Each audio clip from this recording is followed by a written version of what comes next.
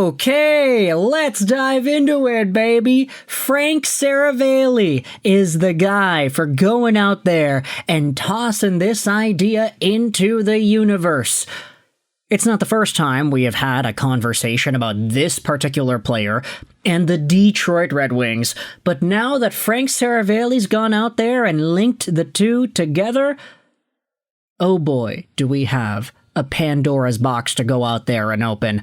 Let's head over to the 2026 NHL free agency class and dive into this very particular Michigander and ask whether or not he could be heading over to the Detroit Red Wings. So, of course, you already know from the title, the thumbnail, and the video, assuming you're watching it on your screen.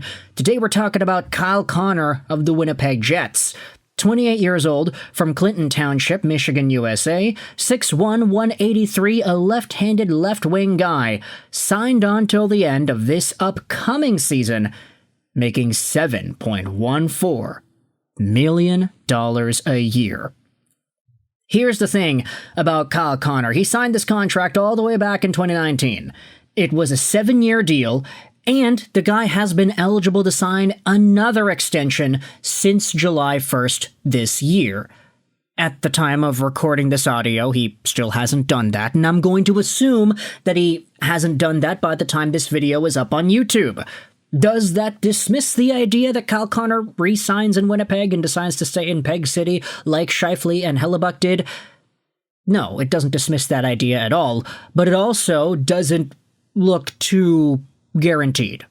Like, the odds that Kyle Connor ends up pulling a Nikolai Ehlers and ends up just leaving in free agency, that actually does exist here too, which is why we're diving into it. This guy, should he actually hit free agency, would be a massive target, considering the fact that last year he had 97 points in 82 games, a career high in terms of points, goals, and assists. Actually, no, not goals. He had 47 goals in 21-22. This year he only had 41. Still a great season by all means, but a career high in assists totally put him on the map. In the playoffs, Kyle Connor had 17 points in 13 games played. Only 1 point for Team USA at the Four Nations, which is disappointing, but then again, there were a lot of guys in the Four Nations who didn't really produce all too much compared to their regular league play. But Kyle Connor has had multiple 70-point years, 90-point years, 80-point years. He had 61 points the previous season in 23-24, but he only played 65 games. Still scored 34 goals, though. So Kyle Connor is literally one of the best wingers in the National Hockey League. His game is defined by his speed. He can pick a corner whilst at high speed. He can do a lot of things with the puck offensively, and we're all anticipating, firstly, where it is Connor will finish off the 25-26 season, and secondly, where it is Connor will start the 26-27 season. But leave it to Frank Seravalli on Bleacher Report's show earlier yesterday to say this. A lot of people have been wondering, if Kyle Connor does decide to go to the market next summer, would the Detroit Red Wings be a fit? I could certainly see that, but don't count out the Jets. Bleacher Report, August 12th. And this is a can of worms here, Frank. Kyle Connor going back to Winnipeg is the easy decision that everybody can pencil in because, okay, wow, all of these teams have cap space now. All of these teams were able to re-up guys that we might not have expected them to be able to do. We saw Marchand, Ekblad, Bennett, Tavares, Besser all stay with their teams. Kyle Connor, I don't know if that pattern is necessarily going to improve next year, but if it does happen, then maybe Kyle Connor does the same thing. Maybe Jack Eichel and McDavid and Kaprizov and Panarin all re-sign with their teams, which seems very likely, to be honest. I mean, imagine the free agency class that would include all those names as free agents. That would be incredible. But Kyle Connor is one of those names, and Seravalli is linking the Michigan native over to the Detroit Red Wings. Might I remind you, Kyle Connor had only one season played in the NCAA. After his draft-eligible campaign with the Youngstown Phantoms in 2014-15, he scored 80 points in 56 games in that season. He ended up playing with the Wolverines for a year, getting 71 points in 38 games played. This guy was just under 2 points a game, which is so incredible to see as a freshman. He ended up making Team USA at the World Championships that year. He had 2 points in 5 games. Not the best, but still, he's young and he was over there. Eventually, it wasn't long until he was potting in 30 goals in his rookie campaign with the Winnipeg Jets. By the way, that Michigan squad was so stacked in 2015-16.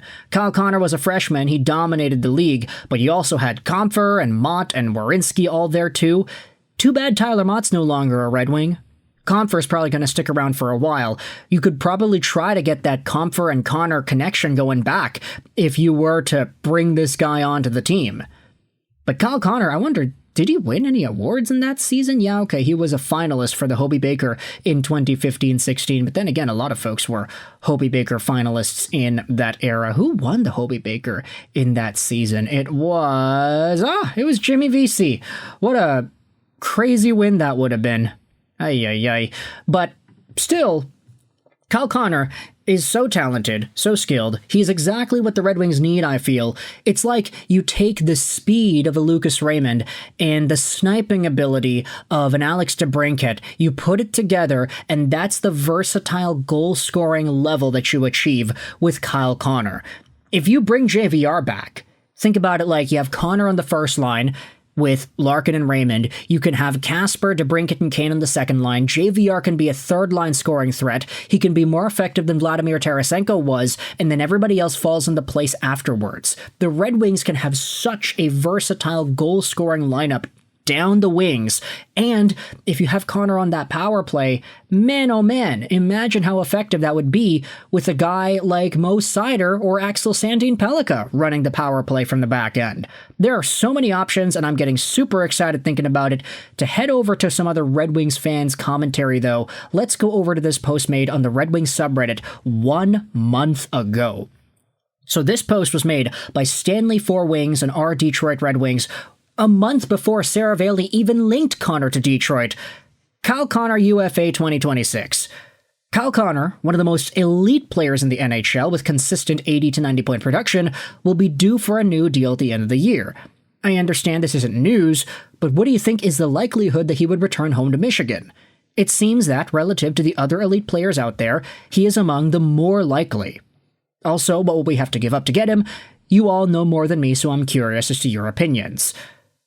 The top reply says, if Winnipeg ends up being this season's good team that falls off, then I think we could most likely be a landing spot. Big if, though. The Jets will do everything they can to try and keep him. After losing Nikolai Ehlers, they'll throw the bag at Connor, but I hope that the Red Wings can somehow get him too. Almost no chance the Jets don't tie him down ahead of free agency. I feel for Winnipeg. If they get off to a rough start, they'll likely have to trade him, and if they are playoff bound again, they may lose him for nothing like Ehlers. Tough spot.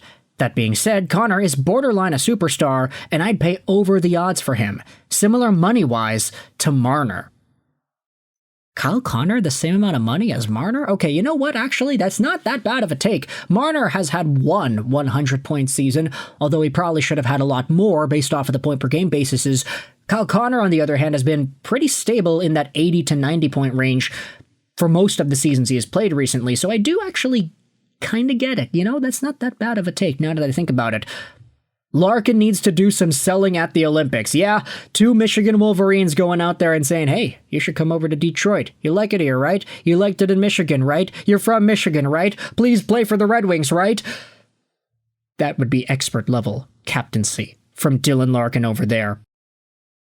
There are a bunch of folks going out there and saying that Connor will not be available in free agency, which remains to be seen. And I get it. The guy can sign a contract literally tomorrow. By the time this video is uploaded, there could be a new deal already in place, and this entire commentary is going to be for nothing. But because it's the dog days of the offseason, and because Seravalli went out there and linked one of the top free agents to be next summer to Detroit, I wanted to dive into it here first, folks, so let me know your thoughts in the comment section below about the idea of Kyle Connor heading over to Motown, heading back over to Michigan. Is this an idea that you can get on board with, and what are the odds that you think this guy becomes a free agent in general? How are you feeling about this player and his career? Let me know in the comments what you think. I hope you enjoyed this video. And bye.